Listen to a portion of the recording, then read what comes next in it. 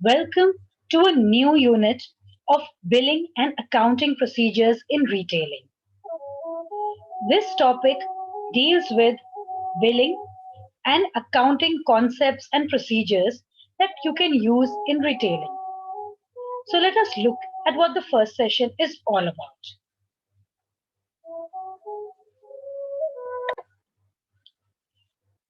So, as we know, cash is the single most important thing that is required in a business. अगर cash आपके business में आता जा रहा है तभी आपका बिजनेस सफल है.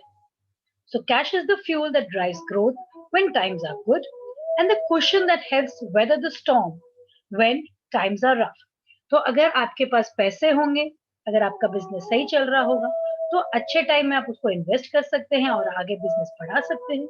और बुरे वक्त में आपका बिजनेस जो है उसको आप समेट के रख सकते हैं जब आपके पास कैश हो. तो आपका कैश जो है उसको कैसे लेके आते हैं, कस्टमर्स कैसे आपके स्टोर में आते हैं, प्रोडक्ट्स खरीदते हैं और उनको प्रोडक्ट्स खरीदने के लिए क्या अट्रैक्ट करता है, ये सब हमें देखना पड़ रहा है. कैसे? बिलिंग के द्वारा. बिलिंग कैसे होती है और हमारे कस्टमर्स जो हैं वो पैसे कैसे अदा करते हैं. So a customer has to initiate the process, compelling products and services with pricing that attraction or attention need to be available and easy to understand. The order needs to be created and fulfilled. Billing preferences need to be established and payment collected. तो अब हम बात कर रहे हैं billing automation की. Billing automation and end to end customer life cycle management solution. इससे क्या होता है कि आपका जो बिलिंग है ये आपने पॉइंट ऑफ सेल मशीन से किए, कंप्यूटर से किए, तो ये सारे आपके, अगर आप कस्टमर मैनेजमेंट सोल्यूशन इसके साथ जोड़ देते हैं तो आपको नजर आता है कि कस्टमर ने पहले क्या खरीदा, अभी क्या खरीदना है, उसके प्रेफरेंसेस क्या है. तो आपके बहुत अच्छे से आपको कस्टमर इंफॉर्मेशन जब मिल जाती है तो कस्टमर सेटिस्फैक्शन भी बढ़ सकती है. और साथ ही में आपको, क्योंकि आप रिटेल सीख रहे हैं, आपको मालूम होना चाहिए अकाउंटिंग, बिलिंग, ये सब कैसे होती है. तो रिटेल बिजनेस में फाइनेंशियल एंड मार्केटिंग ट्रांजैक्शंस तो चलते ही रहते हैं, तो इसका ध्यान रखना जरूरी होता है. तो हमारे इन्वेंट्रीज, रिटेल अकाउंटिंग, ये सारे ट्रांजैक्शंस बहुत फटाफट होते रहते हैं. तो इसका रिकॉर्ड रखना है, इसको मॉनिटर करना है, सब कुछ सही सही चल रहा है कि नहीं. और इसके आपके बुक्स ऑफ अकाउंटिंग भी बनाने पड़ते हैं, आपको अकाउंट मेंटेनेंस भी करने की जरूरत पड़ती है. तो आपके बिजनेस में कंट्रोल रहता है. गवर्नमेंट जैसे आपका चेकिंग कर सकता है, आपको टैक्स पे करने होते हैं. तो बहुत सारी जरूरतें होती है जहाँ पे आप अपनी रिटेल बिजनेस की अकाउंटिंग को सही तरीके से अगर रखें तो आराम से आपका काम चले. तो हम इस यूनिट में डिस्कस करने वाले हैं billing procedures in retailing, accounting procedures जैसे fundamentals of accounting, preparation of journal ledgers, trading account, profit and loss account and balance sheet. तो आइए पहला सेशन देख लेते हैं जो बिलिंग प्रोसीजर्स है. बिलिंग प्रोसीजर्स जो है हमारा सेशन, ये अगर आप गौर से देखें तो हम लेवल 2 में भी डिस्कस कर चुके हैं. तो यहाँ कुछ नया नहीं है, पर फिर भी हम देख लेते हैं इस यूनिट में सेशन 1 क्या कह रहा है. तो जब हमने बात करी कि हमारा जो कैश है ये बहुत इंपॉर्टेंट है, इसके साथ डील कैसे करना है, तो आपका बिलिंग का प्रोसेस जो है, ये आपका कस्टमर आता है, कुछ खरीदता है, आप बिल बनाते हैं, पैसे अदा करता है. ये जो बिज़नेस है, ये आपका जो प्रोसेस है, ये तो हर बिज़नेस में चल रहा है, पर हर बिज़नेस उसके साथ कैसे डील कर रहा है, अलग हो सकता है. क्योंकि आप देखिए, अगर आप रिटेल स्टोर में जा रहे हैं, तो बिलिंग का प्रोसेस अलग है. अगर आप ऑनलाइन शॉपिंग कर रहे हैं, तो बिलिंग का प्रोसेस अलग है. आप पेमेंट कैश से कर सकते हैं, आप पेटीएम से कर सकते हैं, आप चेक से कर सकते हैं, आप क्रेडिट कार्ड, डेबिट कार्ड से कर सकते हैं. तो ये भी अलग-अलग तरीके हैं पेमेंट्स के. तो बहुत अलग-अलग हमारे पास बिलिंग के प्रोसेस भी हो जाते हैं ऐसे. तो ऑर्डर के साथ-साथ, कस्टमर के साथ-साथ, क्रेडिट पॉलिसीज, पेमेंट ऑप्शंस, इन सब के साथ-साथ हमारे बिलिंग का तरीका बदलता रहता है बिलिंग एंड अकाउंटिंग का या पेमेंट का।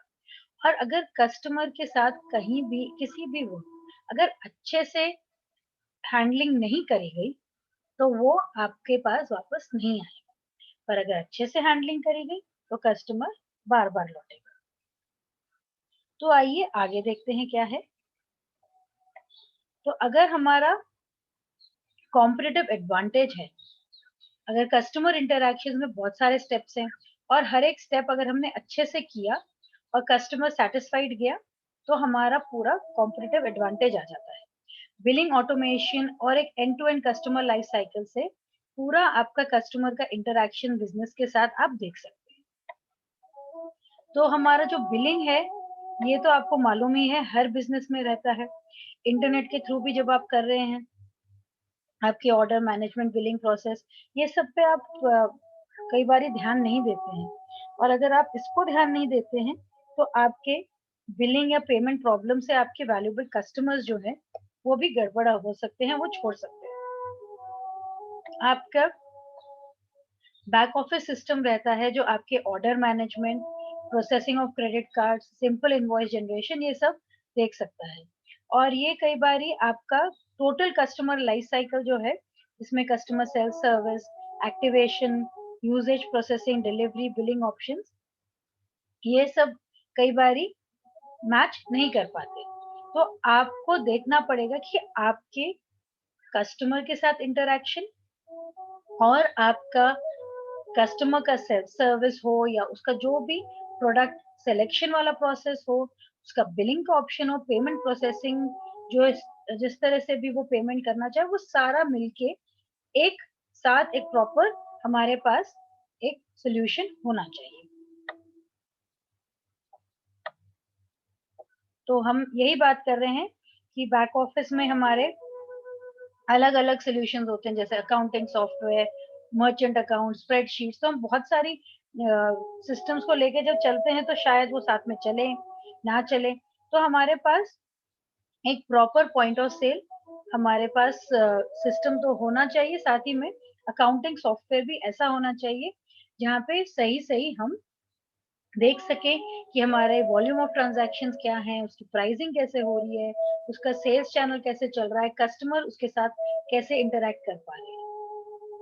तो आप जैसे जानते ही हैं कि maximum number of customer interaction रहता है कैश काउंटर पे। तो एक रिटेल स्टोर में कस्टमर आता है, सामान चूज करता है, सामान जब खरीदता है तो उसका इंटरैक्शन होता है कैश काउंटर पे।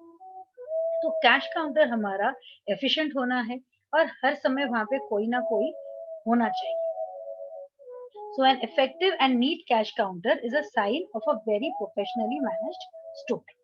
तो आपके कैश काउंटर इंचार्ज या हेड कैशियर का क्या काम है? उनको सबसे पहले देखना है कि हर कैश काउंटर ढंग से मैनेज हो रहा है कि नहीं। तो जब भी आपका सुबह-सुबह या जब भी आपका रिटेल स्टोर खुलता है, तो आपको एज़ अ कैशियर क्या ध्यान देना है? आपके पास जो भी कैश काउंटर दिया गया है, उसमें आपको देखना है कि वो cash counter neat and tidy है। आपका जो कैश टिल है या जो आपका पॉइंट ऑफ सेल मशीन है, वो अच्छे से चल रहा है। आपके टेलीफ़ोन लाइन्स या जो आपके इलेक्ट्रॉनिक डेटा कैप्चर मशीन्स हैं, जिससे आप स्वाइप कर सकते हैं अपने क्रेडिट कार्ड और डेबिट कार्ड, वो अच्छे से चल रहे हैं कि नहीं। आपके जो स्टेशनरी है, जो बिल्स बनाने के लिए अगर आपको पेन वगैरह चाहिए, वो सब है कि नहीं।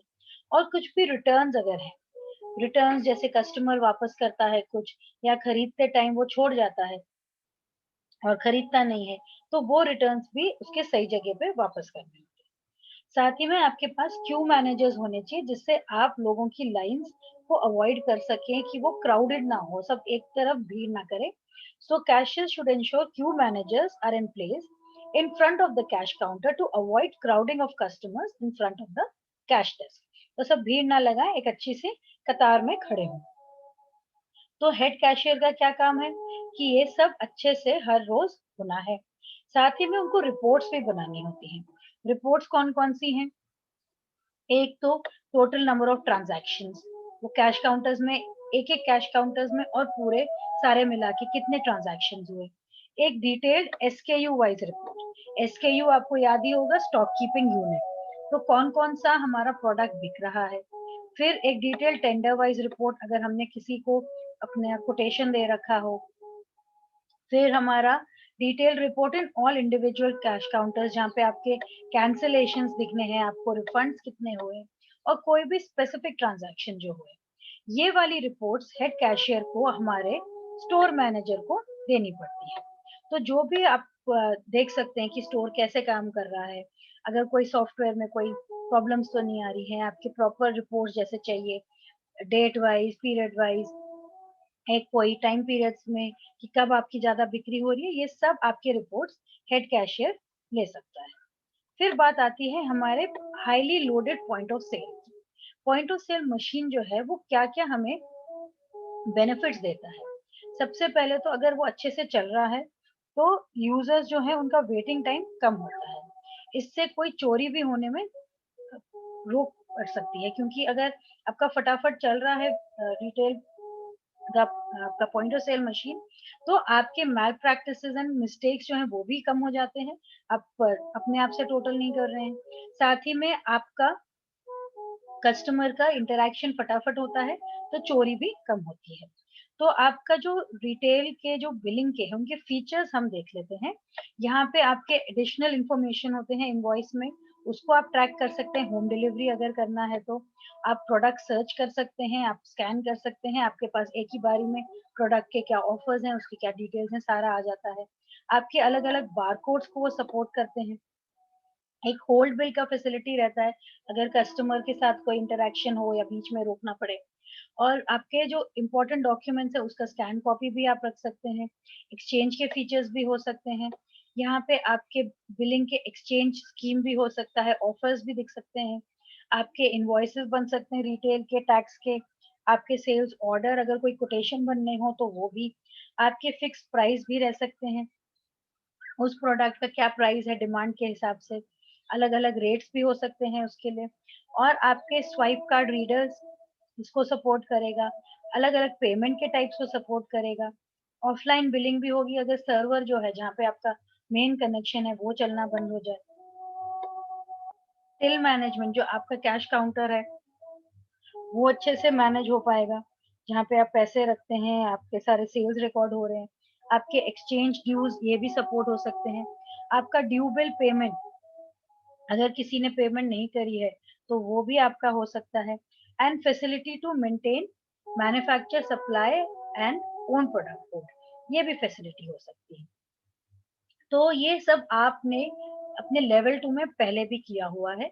अगर कहीं भी कुछ भी आपको याद नहीं है या आपको लगता है कि ये चीज नहीं है, तो आप जरूर मुझसे पूछ सकते हैं। फिर हम बात कर रहे हैं किसी भी पॉइंट ऑफ सेल मशीन के या एक कंप्यूटर सिस्टम में जहाँ पे अकाउंटिंग सॉफ्टवेयर है, उसके सॉल्यूशन हाइलाइट्स क्या रहते हैं। तो सबसे पहले easy, fast and robust billing, मतलब ये है कि हमारा जो बिलिंग है वो फटाफट होता है, और कितने भी प्रोडक्ट्स कस्टमर्स ले, वो सिस्टम हैंग नहीं होता है, वो अच्छे से चलता रहता है। तो यहाँ पे आपका बारकोड स्कैनर, वेइंग स्केल, जहाँ पे आप तोल सकते हैं सामान कितना है, और इसका आपका जो स्कैनिंग है वो आराम से हो जाता है, फटाफट स्कैनिंग होता है, उसका रेट, उसका ऑफर सब आ जाता है, और आपका बिलिंग फटाफट होता है। साथ ही में अगर कुछ भी आपका रीऑर्डर करना हो, आपको पता लग जाता है कितने सेल्स हो रहे हैं, कितने प्रोडक्ट्स बाकी हैं, कितने नहीं बाकी हैं, तो उस हिसाब से आप ऑर्डर भी कर सकते हैं। Purchase formula and price level, ये भी आपका इसमें एक फीचर आ जाता है। आपका कुछ भी डिस्काउंट होना है, आपका कुछ भी प्रोडक्ट है जिसके ऊपर आपने डिस्काउंट दिया, उसके बाद जैसे 100 रुपए का प्रोडक्ट है, 10% डिस्काउंट है, तो वो 90 रुपीज दिखाएगा। अगर आपने एक से ज्यादा प्रोडक्ट्स लिए उसी प्रोडक्ट के, तो वो भी आपको कैलकुलेट करके दिखाएगा। अगर कुछ भी आपको टैक्स लगाना है उसमें, तो ये सब भी दिखेगा। फिर आपका डे एंड प्रोसेस, यहाँ पे आपका पता लगेगा कि क्या प्रोडक्ट्स बिके हैं, सेल्स कितना हुआ है, तो कहीं से भी कुछ चोरी होने का खतरा नहीं रहता है। तो आपका जो रहता है, जो भी आपका रहता है सामान, आपने वेयर हाउस से अपने शॉप फ्लोर में रखा तो कितना आपका वहां से सामान आया, यहाँ से आपका कितना बिका, आप ये पूरा एक हिसाब रख सकते हैं। आपको ये भी मालूम चलता है कि कितने पैसे आए हैं, तो कोई भी चोरी होने का खतरा कम हो जाता है। तो फिर आपका रीपैकिंग भी हो सकता है, स्प्लिट एंड किट आइटम्स, यहाँ पे इन्वेंट्री ऑफ ग्रोसरी आइटम्स है, ये आप बल्क में खरीदते हैं और उसको फिर छोटा-छोटा पैकेजिंग में करके कस्टमर्स को बेचते हैं, या गिफ्ट पैक भी कर सकते हैं। तो आपका ये ट्रैक रखना भी इसमें ईज़ी हो जाता है। अगर होम डिलीवरी करनी है या किसी का बिल ड्यू हो रहा है, वो भी इसमें नज़र आता है। क्रेडिट कार्ड या कोई कूपन्स का ट्रैक भी कर सकते हैं आप, और आपका स्वाइप कार्ड रीडर इंटरफेस है, उससे आप स्वाइप भी कर सकते हैं। फिर बात आती है आपके गो फ्रूगल रिपोर्ट टूल की। ये एक टूल है जो यूज़ होता है बिलिंग के लिए। इसमें आपके एमआईएस, जो आपके मैनेजमेंट इंफॉर्मेशन सिस्टम्स हैं, उसके रिपोर्ट्स आते हैं, जिससे आप डिसीजन मेकिंग में काम कर सकते हैं, आपको मदद मिलती है और आप ट्रेंड्स और कंपटीशन को एनालाइज कर सकते हैं। तो इसके थ्रू आप वेब रिपोर्टर के है इसके साथ, उसको आप यूज़ कर सकते हैं और इससे आपके रिपोर्ट्स बन सकते हैं। उस रिपोर्ट्स को आप अपने मर्ज़ी के मुताबिक उसको सेट कर सकते हैं और आपको माय रिपोर्ट में आप उसको सेव कर सकते हैं। उसमें आपके फीचर्स ये बता रहे हैं कि आप अलग-अलग फॉर्मेट्स में उसको यूज़ कर सकते हैं, मेल कर सकते हैं। आपके पास एक proper stock sales and purchase analysis का एक रिपोर्ट रहेगा। इन्वेंटरी एनालिसिस का रिपोर्ट आप बना सकते हैं इसमें, और कस्टमर्स नए-नए जो ऐड हुए, जो सेल्स हो रही हैं आपकी, टॉप कस्टमर्स आपके कौन से हैं, आपकी सिक्योरिटी रिपोर्ट्स अलग-अलग, और आपके डे एंड रिपोर्ट, आपके sales and purchase tax reports, ये सारे आपके अलग से आप देख सकते हैं। तो यूजर्स जो होते हैं, वो आपके कस्टमाइज्ड रिपोर्ट टेम्पलेट्स वो भी यूज कर सकते हैं। अब बात आ रही है टेलीकॉम रिटेल बिलिंग की, जो हम अपने नेक्स्ट वीडियो में देखेंगे।